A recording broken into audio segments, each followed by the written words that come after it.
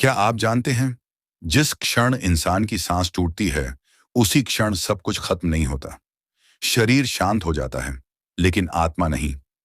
असल कहानी तो मौत के बाद शुरू होती है। गरुड़ पुराण कहता है, मृत्यु के बाद पहला 1 घंटा आत्मा के लिए सबसे भयावह, सबसे भ्रमित और सबसे निर्णायक होता है। यही वह समय है जब यमदूत पहली बार आत्मा के बिल्कुल पास आते हैं, लेकिन वे तुरंत आत्मा को उठाकर ले नहीं जाते। पहले वे कुछ ऐसा करते हैं जिसे जानकर आपके रोंगटे खड़े हो जाएंगे। जैसे ही शरीर की अंतिम सांस बाहर निकलती है, आत्मा को लगता है कि वह अभी भी जिंदा है। वह अपने शरीर को देखती है, वही हाथ, वही चेहरा, वही आंखें। वह बोलना चाहती है लेकिन आवाज नहीं निकलती। वह उठना चाहती है लेकिन शरीर नहीं हिलता। यही वह पल है जब आत्मा पहली बार डरती है। उसे एहसास होता है कुछ बदल गया है, लेकिन क्या? गरुड़ पुराण बताता है कि मृत्यु के बाद पहले 5 मिनट आत्मा शरीर के भीतर ही रहती है। वह दिल के पास, गले के पास, मुंह के पास मंडराती है। उसी समय घर में लोग रोने लगते हैं, कोई चिल्लाता है, कोई बेहोश हो जाता है। आत्मा सब सुनती है, लेकिन जवाब नहीं दे सकती। अब आते हैं यमदूत। पहले 10 मिनट में यमदूत दिखाई नहीं देते। वे छाया की तरह आते हैं। कमरे की हवा अचानक भारी हो जाती है, दिए की लौ कांपने लगती है, कुत्ते बिना कारण रोने लगते हैं और बिल्ली अजीब तरह से एक ही दिशा में घूरने लगती है। गरुड़ पुराण कहता है, जानवर यमदूतों की उपस्थिति पहले महसूस करते हैं। पहले 15 मिनट में यमदूत आत्मा को देखते हैं, छूते नहीं। वे यह जांचते हैं कि यह आत्मा किस श्रेणी की है, पुण्य आत्मा, पाप आत्मा या अधूरी आत्मा। यमदूत आत्मा के चारों ओर घूमते हैं। वे आत्मा के भीतर झांकते हैं, उसके कर्मों को पढ़ते हैं। यह पढ़ना किसी किताब जैसा नहीं होता। यह ऐसा होता है जैसे किसी के दिल का हर राज खुल जाना। आत्मा उस समय कांपती है, क्योंकि अब कोई झूठ काम नहीं आता। 20 मिनट बीतते ही आत्मा को पहला झटका लगता है।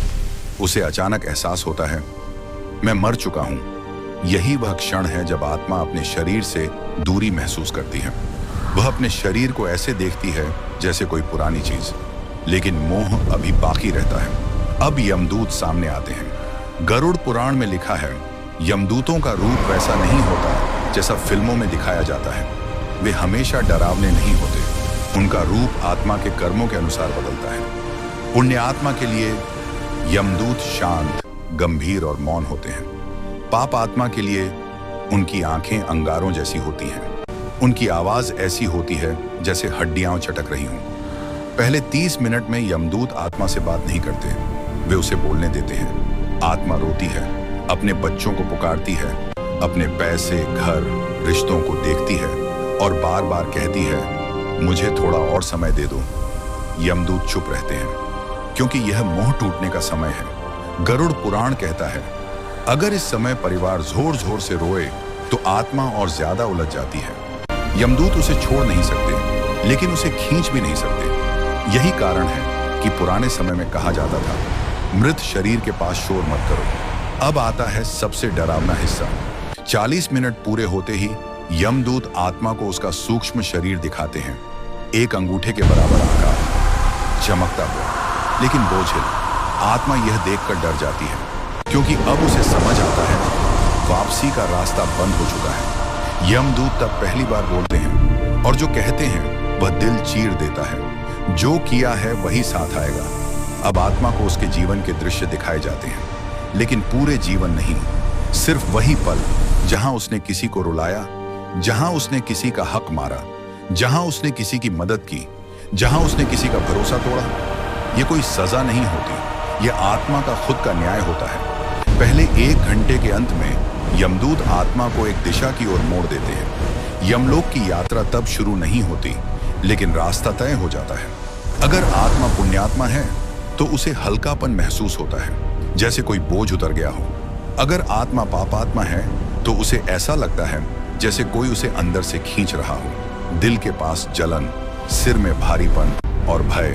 गरुड़ पुराण का सबसे भयानक सत्य यही है, मौत के बाद पहला 1 घंटा पूरे जीवन से भी ज्यादा भारी होता है। इसीलिए शास्त्र कहते हैं, जीवन ऐसा जियो कि मौत के बाद यमदूतों से डरना न पड़े, क्योंकि यमदूत दुश्मन नहीं होते। वे सिर्फ रास्ता दिखाने वाले होते हैं, लेकिन रास्ता वही मिलता है जो इंसान ने खुद चुना होता है। मौत के बाद पहले 1 घंटे का समय खत्म होते ही आत्मा यह समझ चुकी होती है कि अब वापसी असंभव है। शरीर वहीं नीचे पड़ा होता है, लोग रो रहे होते हैं, कोई कंधा दे रहा होता है, कोई फोन कर रहा होता है, लेकिन आत्मा अब उस भीड़ का हिस्सा नहीं रह जाती। वह सब देखती है, सुनती है, महसूस करती है, लेकिन किसी को छू नहीं सकती। यही वह पल होता है जब आत्मा पहली बार अपने आप को पूरी तरह अकेला महसूस करती है। गरुड़ पुराण कहता है कि इस अकेलेपन से बड़ा कोई दंड नहीं होता, क्योंकि इंसान पूरी जिंदगी भीड़ में रहकर भी कभी अकेलेपन का अर्थ नहीं समझ पाता, लेकिन मौत के बाद वह अर्थ उसकी रग रग में उतर जाता है। पहले घंटे के बाद यमदूत आत्मा को तुरंत यमलोक नहीं ले जाते। ये बहुत बड़ा भ्रम है कि मरते ही आत्मा को उठा लिया जाता है। असल में आत्मा को एक संक्रमण अवस्था में रखा जाता है, जिसे गरुड़ पुराण में सूक्ष्म प्रतीक्षा काल कहा गया है। इस समय आत्मा न पूरी तरह इस लोक में होती है और न ही परलोक में। यही वह अवस्था है जहां आत्मा टूटती है, पिघलती है और अपने ही कर्मों से डरने लगती है। दूसरे घंटे की शुरुआत होते ही आत्मा को पहली बार यह एहसास कराया जाता है कि अब उसके पास कोई अधिकार नहीं बचा। शरीर पर उसका हक खत्म हो चुका होता है। यमदूत उसे उसके शरीर के पास ही खड़ा रखते हैं और कहते हैं, देखो, यही था तुम्हारा घर, यही था तुम्हारा नाम, यही था तुम्हारा अहंकार, और अब ये सब तुमसे अलग हो चुका है। आत्मा उस क्षण अपने ही शरीर को अजनबी की तरह देखती है। कई आत्माएं उस समय चीखती हैं, लेकिन आवाज नहीं निकलती। यही वह क्षण है जब आत्मा के भीतर सबसे गहरा भय जन्म लेता है। गरुड़ पुराण बताता है कि इस समय आत्मा को उसकी सबसे प्रिय चीज दिखाई जाती है। किसी को उसका बच्चा दिखता है, किसी को उसका धन, किसी को उसकी पत्नी या पति, किसी को उसका अधूरा सपना। यमदूत यह सब इसलिए दिखाते हैं ताकि आत्मा का मोह पूरी तरह सामने आ जाए, क्योंकि जब तक मोह टूटता नहीं, आत्मा आगे बढ़ ही नहीं सकती। यही कारण है कि जिन लोगों का मोह बहुत गहरा होता है, वे आत्माएं घर के आसपास लंबे समय तक भटकती रहती हैं। तीसरे घंटे में आत्मा को पहली बार यम मार्ग की अनुभूति कराई जाती है।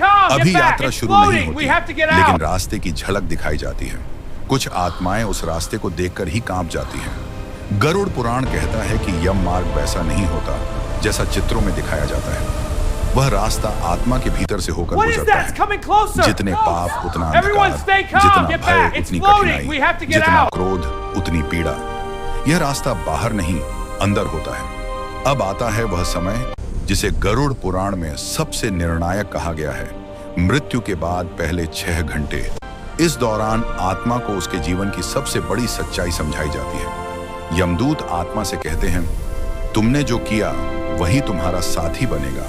तुम्हारे साथ तुम्हारा पैसा नहीं जाएगा, तुम्हारे रिश्ते नहीं जाएंगे, तुम्हारा शरीर नहीं जाएगा, सिर्फ तुम्हारा कर्म जाएगा।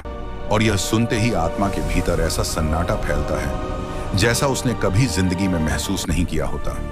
इसी समय कई आत्माएं पश्चाताप करती हैं। वे रोती हैं, गिड़गिड़ाती हैं, माफी मांगती हैं। लेकिन गरुड़ पुराण बहुत साफ कहता है, मृत्यु के बाद पश्चाताप का मूल्य नहीं होता।